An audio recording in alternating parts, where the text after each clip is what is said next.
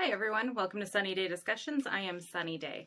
So there's kind of a horror story that I wanted to go over that kind of shows the realities of the rhetoric that the right wing has on some of their supporters that are mentally unstable. So in Middleton Township, Pennsylvania, a 32-year-old man named Justin Moan killed and decapitated his father, a 68-year-old federal government employee. After the beheading, Justin recorded a 14-minute video that he posted on YouTube, where he displayed his father's head. Now, in this video, he went on a wild rant over such propaganda and talking points as woke mobs, destruction of the U.S. by immigrants, things we're all familiar with that the right has been spewing for some time now. Justin Moan is a self-described commander of Moan's militia. He declared a revolution against the Biden regime and the army of illegal immigrants. He urged other patriots to join him. Now, it's very obvious where he got that rhetoric from. And conservatives just don't seem to care that what they are saying is affecting mentally unstable people in this manner. So he showed his father's head to the camera and said, "This is the head of Mike Moan." Moan, M-O-H-N. And a federal employee of over 20 years, and my father, he is now in hell for eternity as a traitor to this country. He declared a $1 million bounty for anyone who kills high-ranking officials such as the FBI Director Christopher Wray, Attorney General Merrick Garland, and former Attorney General Bill Barr. Justin was arrested on Tuesday, January 30th, approximately 2 hours away from his home in Fort Indiana Gap, Pennsylvania. Sorry if I got that wrong. Moan has previously sued the Department of Education multiple times, unsuccessfully, for allowing him to take out student loans without guaranteed gainful employment.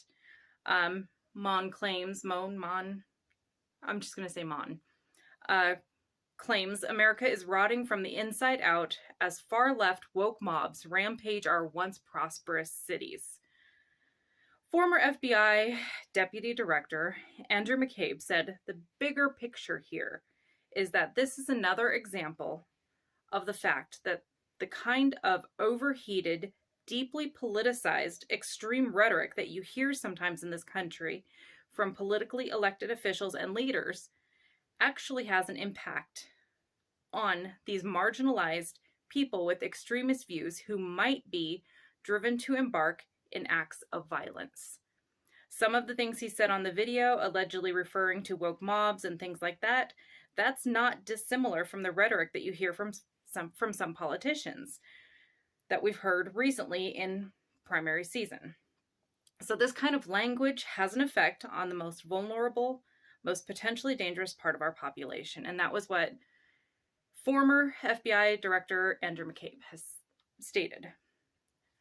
So, but of course, the talking points and the people in leadership don't actually believe that what they're saying is affecting people in such a manner.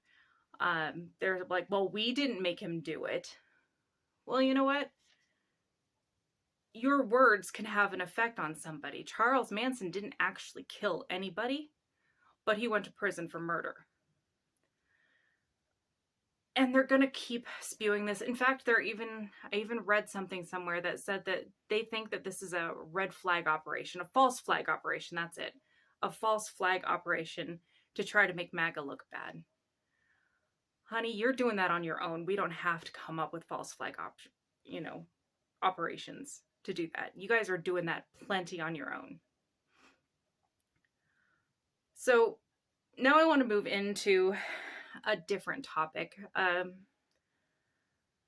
There is a pattern that emerges when a fascist regime tries to take over. So, like for Nazi Germany, the first group Hitler targeted were transgender people. You know, the famous photo of the big pile of books being burned. That was taken outside of the Medical Institute in Berlin. That institute was the world's leading institute looking into trans care. They were actually the first place to actually perform trans surgery. The books they were burning were books on sexuality. And that brings us all to the anti-LGBTQ legislation that is currently happening in America. Like, such as Texas Attorney General Ken Paxton, wildly corrupt, but somehow has the power to make sure he doesn't get convicted and just keep putting off his trials. But that's a whole nother story. He has been reaching out to other states demanding private medical records so he can catch people having transgender surgery. In Florida, now this is horrible. In Florida, because it's Florida, of course, they have rescinded a rule that allows you to change the sex on your driver's license. So if you're a transgender woman, you live your life as a woman, your driver's license says you're a woman, you're known by your chosen name, but you were born a male at birth, if a cop pulls you over and suspects that you're not a real woman, whatever definition that is, if you're not feminine enough, not pretty enough, I don't know what they would use to determine that, they can then allegedly inspect you. And if it turns out that you were actually a male at birth, but it says female on your driver's license, they can then arrest you and charge you with fraud. So, why are the GOP targeting the transgender community? That's a relatively easy conclusion to come to. They make up approximately 1.3% of the population.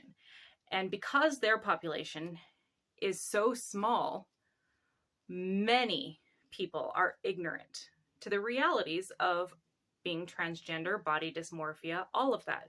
They're ignorant.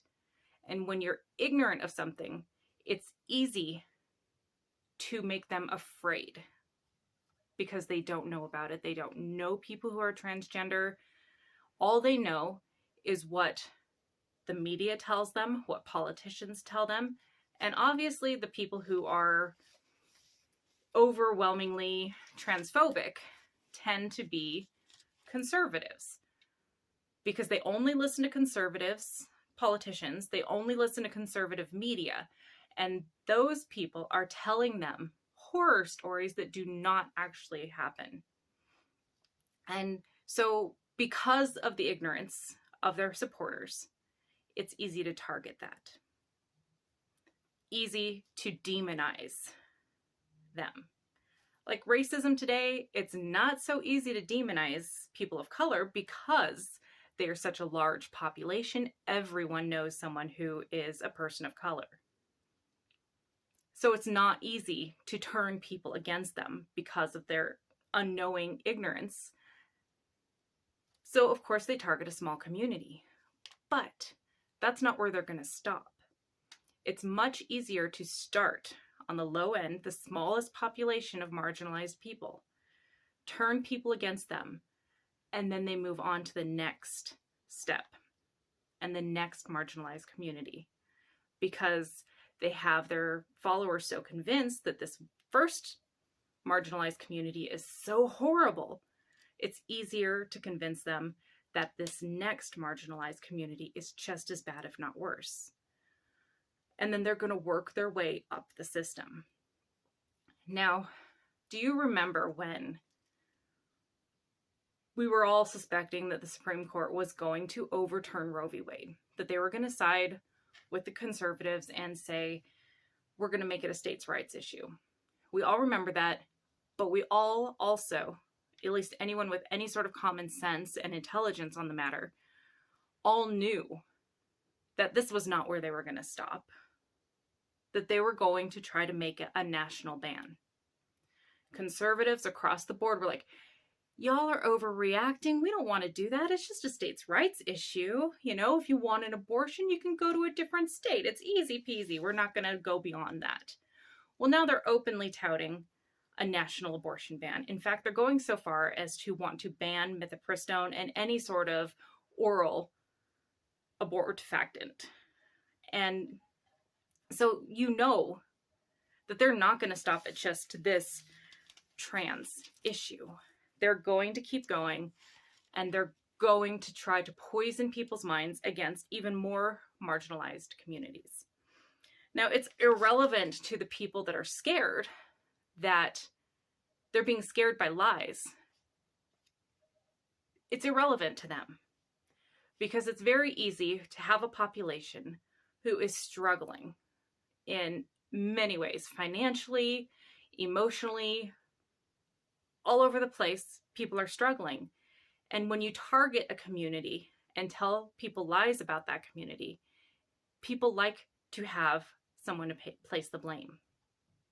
So of course they're going to blame people like immigrants for they're not having enough money to survive, for they're not having a well-paying job. It's all immigrants' fault. It's easy to do that. And that is how Republicans operate. They cause fear and anxiety and tell people lies about what's really happening. And all of this political unrest, this tension in our country, it's a choice by our politicians. When you have a country who's struggling, who is financially incapable of keeping themselves fed, housed, clothed, when you have mental health issues because people are struggling, and politicians are saying, hey, let's just not do anything, you know, we'll make people lazy if we try to help them. They'll not want to work. It's been proven that if you have a population who is comfortable financially, has guaranteed housing, food, clothing, work, they are happier and less scared. And that drives down the fear and the hatred and the blame. But of course, politicians don't want that. They want that fear, that hatred, and that blame. And apparently Democrats are right up there with Republicans on that because they're not doing anything to resolve the problems that people are facing. They're not raising minimum wage. They're not giving people health care. They're not giving people education. They're not making sure that people have affordable housing. They're not doing any of that. And if they just realized that that was the key factor here, the tensions wouldn't be so high. Now, none of that, if they even decided to do that, would stop the homophobia, the transphobia, the hatred from the politicians, because that's what they do. But maybe, just maybe, some of those people that are going along for the ride and blaming others for their problems would stop and see the light and see that they're just people wanting to live their lives, wanting a better life. They're not out to get us. The only people that are out to get us are our own psyches. And we've been lied to. Y'all have been lied to, specifically conservatives, for so long that you can no longer discern fact from fiction. And if you can, you don't want to admit you were duped. So you prefer the fiction. And that foments the hatred. And that foments the violence. And it's just a vicious cycle. So our politicians, our government is failing us. But that's a choice that they are making, when this could actually be dampened, toned down, probably not resolved. There's always going to be hatred and racism and bigotry out there unless we confront it head on. But it can be helped. And their silence and complacency on this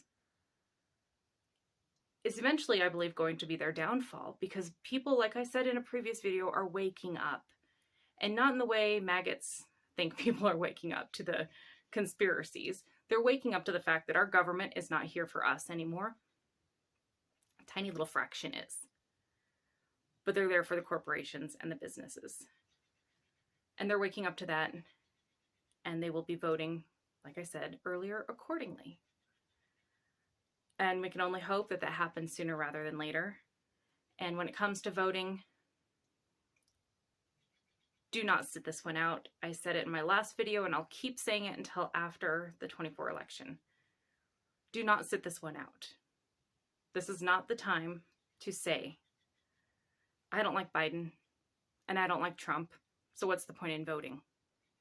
If we do not vote in Biden, we're not going to have a chance to fix things. We're not going to have a democracy to help repair the things that are broken. But if we elect Biden, our democracy will be preserved, and then we can take action and vote in people who actually have the people's best interest at heart and will do the things that the people need them to do for the betterment of the people. So that's all I have for you today. Vote. No matter how big, how small, how inconsequential, your vote matters, and read everything you can get your hands on. Thank you for watching, and I will see you next time.